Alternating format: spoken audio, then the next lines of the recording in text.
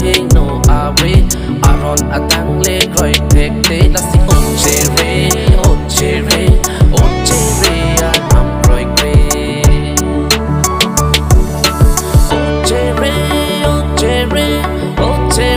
a nam roi kre o chere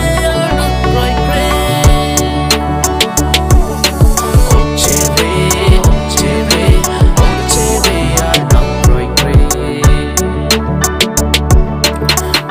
tu an amon dit ke người thạc ra nam a chẳng sai se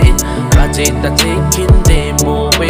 no rom ta taking de nang de so si ting on si la nang di de asi o chere a nam roi kre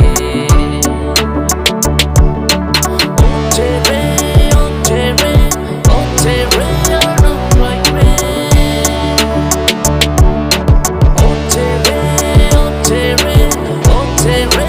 nam roi kre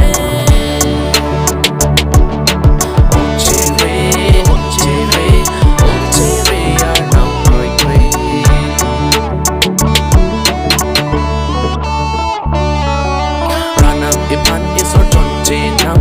Alang ka piglem